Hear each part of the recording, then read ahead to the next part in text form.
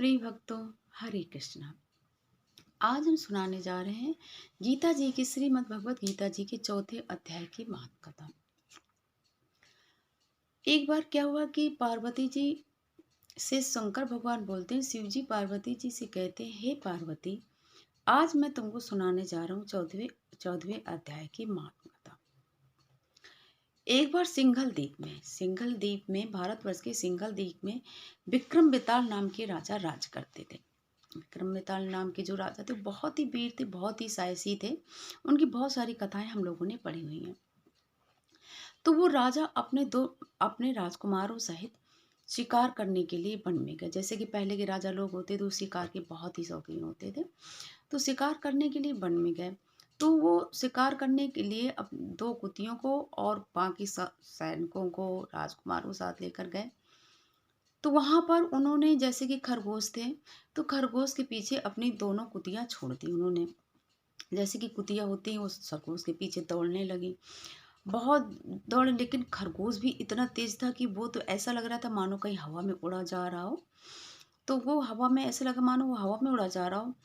लेकिन फिर भी इसके बाद भी वो उन कुतियों के हाथ नहीं आया और वो एक गहरे खंदक यानी खाई में गिर पड़ा। और खाई में गिर पड़ा और वो उछल करके एक ऐसी जगह पहुंच गया जहां का वातावरण बहुत ही सुंदर था, रम्य था, मनोहर था। और वहां पर परम शांति थी। और वहां पर एक ऐसा दृश्य देखा राजा विक्रम बेताल ने, जो पीछे से देखा आकर के, कि जैसे कि शेर और हाथी जो कि दुश्मन के होते होते हैं, तो शेर के बच्चे हाथी के बच्चों के साथ खेल रहे हैं, सांप है मोर के साथ खेल रहे हैं, और जैसे कि गाय है, हिरन है, वहाँ शेर भी बैठे हुए हैं और आपस में चल रहे हैं। जैसे सांप है तो नेवला है।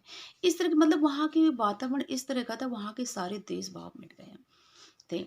उस आश्रम में एक वत्स नामक ऋषि रहते थे, जो निरंतर गीता जी के 14वें अध्याय का जाप किया करता थे।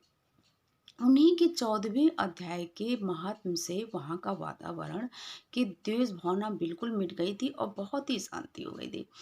अब ये जो खरगोश था वो दौड़ता हुआ आया और उसका थोड़ा सा जीवन शेष था। तो वो वहां पर भी वहीं बस मुनि के किसी शिष्य ने पैर धोए थे। तो वो उसी आकर के कीचड़ में आकर के, जो थोड़ा बहुत उसके प्राण बचे थे, वो उसी जहाँ पैर धोए थे वहीं पर उसके प्राण, मतलब उस कीचड़ में उसके प्राण निकल गए।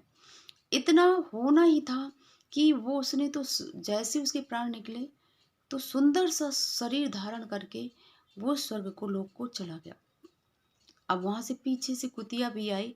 उसकी भी थोड़ी सी भूखी प्यासी हाँफती हुई और उसके शरीर में भी कुछ कीचड़ के छींटे लग गए। फिर उसके भी प्राण निकल गए। तो वो कुतिया भी एकदम से, कुतिया का शरीर त्याग करके एक सुंदर अप्सरा बन गई और विमान में बैठ करके स्वर्गलोक को चली गई।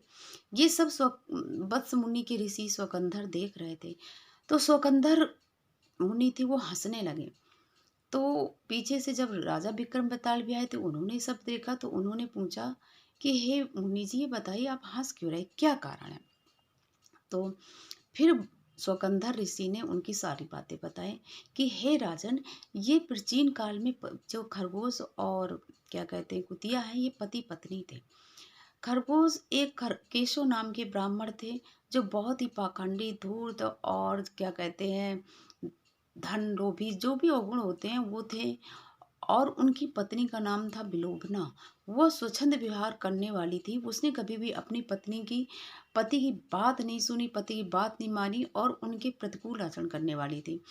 तो जो केशव ब्राह्मण थे, उन्होंने अपने जन्म भर का बैर याद करके अपनी पत्नी की प्राण ले ली, यानी उनको मार दिया। और फिर आगे चल करके उनकी भी मृत्यु हुई। तो वो जो ब्राह्मण थे वे खरगोश बने, और कुतिया है जो बनी है वो उनकी पत्नी, अपने जैसे कि कर्म थे उसके अनुसार उसको योनि मिली, एक कुतिया का रूप मिला। लेकिन अंत में इस जन्म में भी उन्हें अपने पैर की याद थी कि इसने मेरे पति, कुतिया को याद थी कि ये मेरा पति और इसने मुझे मारा है। और लेकिन अंत समय जो इनका था वो बहुत ही अच्छा निकला, क्योंकि ये वत्स मुनि का आश्रम है। यहाँ पर निरंतर वत्स मुनि, हमारे गुरुजी, निरंतर गीता जी के 14वें अध्याय का जाप करते हैं और हम लोग भी उनके साथ में 14वें अध्याय का जाप करते हैं।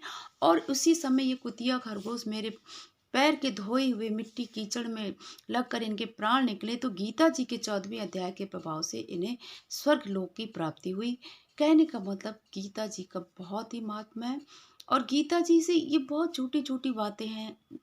अगर गीता जी का सच्चे हृदय से जाप किया जाए, नियमित जाप किया जाए, तो ये हमें भगवान से भी मिला देती है। हरे कृष्णा।